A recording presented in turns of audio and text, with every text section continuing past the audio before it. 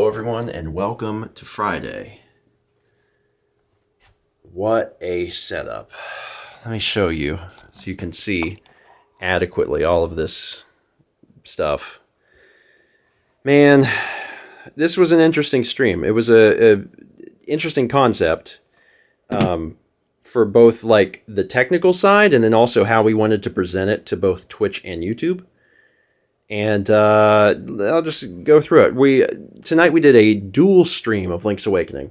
So you can see on the left there, we've got the big screen is the Switch version of Link's Awakening, which came out today. We went earlier today and bought it. Camera doesn't know what to focus on. There we go. Bottom left is the Game Boy Color game, and then the top is the camera.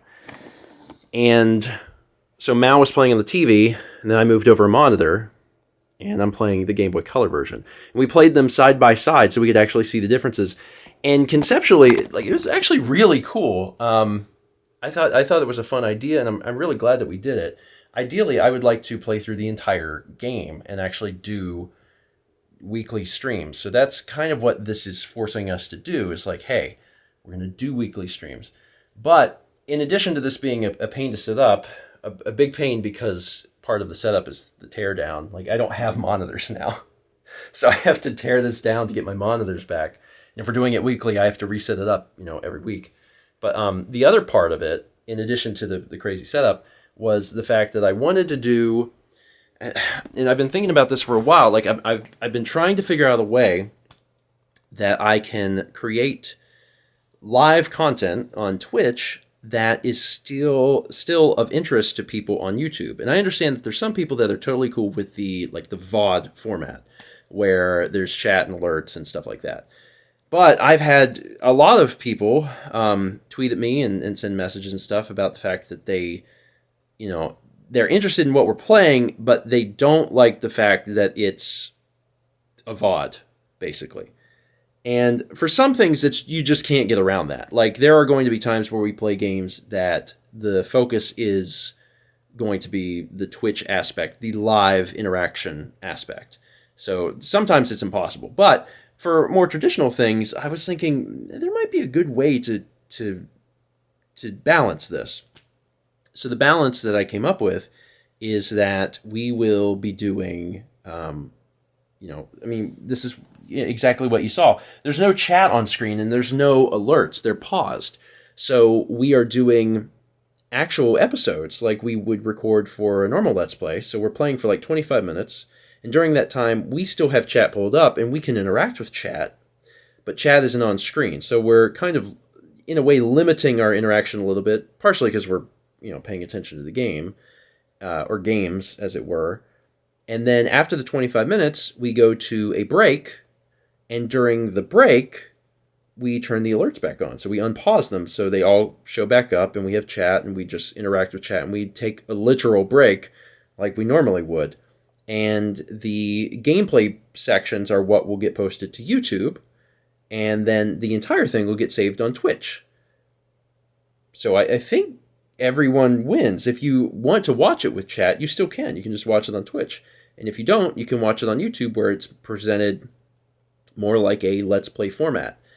That being said, there are still issues because it's live, and if something goes wrong, you can't just say, oh, okay, we'll restart and cut that out from the video, because it's like, no, you're live. You're live. You have to try and fix it on the run, or more than likely just live with the problem. And that happened tonight because I've never hooked up the audio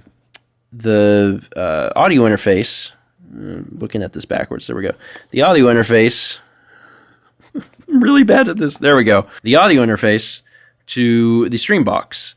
I've never done that. I've wanted to, and what that does is it allows us to use our headset mics, which is what we normally use to record Let's Plays and stuff anyway. And I've never hooked it up because I knew it was going to be a bit of a pain, and I decided to really push through and go through with everything tonight. And it took a while to get it all set up, but I got it working. It was a pain to install on Windows, and it was a pain to get working in OBS because you had to have a special plug-in. But I got it, and it works. The problem is when we did our tests, it sounded fine. We were like, okay, I think we're good. And then when we got into the first, when we were actually live, there was an echo, and it was intermittent. It didn't happen all the time. And in fact, it was kind of brief. And you're live and you're like, oh my God. And the thing is, I'm very much a perfectionist. I want things to be right. And that's one of the things I like about YouTube is that if something's not right, you just fix it. You take your time and you fix it and you make it better. And with Twitch, there's only so much you can do. You prepare the best you can and you test what you can and you get it ready the best you know how. And then if something doesn't work, you're just out of luck. You're like, God, because you can't fix it on the fly. So we recorded, I think, 3 episodes because we would do 25 minutes and take a break. So we did 3 of those, and then I had thought that maybe it was an issue with the buffering of the audio interface. So I found where that was, and I upped it like 4-fold. And then when we did our 4th episode, we didn't have any echo issues. So, like, did we just get lucky, or did I actually fix it? Don't know. So that was frustrating, but it was still like, what can you do? Between this week and next week, which is when we'll try and do our next one, I'll probably do like a long test or something, or maybe I'll even do like breakfast stream with a headset or something. I don't know, some way to like test it for a long period of time to see if the echo comes back. And just roll with it. But yeah, it was interesting doing it this way.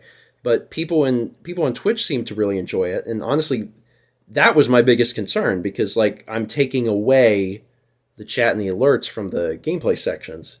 But the response I got was pretty good, and the live interaction stuff is still happening. It's happening more sparsely throughout the video, which again it probably would have anyway because we're playing the game, and it's just being moved to between the episodes. So yeah, it's an interesting way of doing it, and I won't know fully how people feel about it until it's out on YouTube, which will probably be a little bit because I've got other stuff to release. But it was fun to do it tonight, and the game is good. Link's Awakening is so good. Like, as a Game Boy game, it was mind-blowing, the amount of stuff they fit into a Game Boy cart. I mean, it really just pushed the handheld to its limits. But to see it in a new life, to see it have, a new coat of paint, it's beautiful. And it's so great because the game is so old now that there's like a ton of people that have never gotten a chance to enjoy it. And now they get to enjoy a legitimately very good Zelda game that is different. It's quirky. It's different. It has a lot of like elements that, other Zelda games don't have. And they get a chance to enjoy that for the first time. And I thought what we were doing tonight was really unique, because there was a lot of people that streamed the game on Twitch today, but I don't know if anyone was streaming both of them at the same time, so I thought that was a fun little thing to do. Anyway, that's it for me today. Thank you so much for watching. I'm still sick, but I'm getting over it, I think. Mao is still dealing with it. Her voice has been bothering her today, and she was looking forward to the stream, and she was looking forward to the game, but she was not looking forward to the fact that, she would be expected to talk. So she talked a little bit less, but she still had fun. And by next week, I think we'll both be better, and that's really what matters. So, yeah, hopefully next week is better. But for now, I gotta tear all this down because I can't work. I can't work with just my laptop. I need to set up my monitors, so I guess for a few weeks while we do this game, it's just going to be up and down, but it's alright. Most of the setup was on OBS, and now that it's ready, cool. I'll just have to move monitors, I guess. Thank you so much for watching, and as always, let's meet back tomorrow, shall we?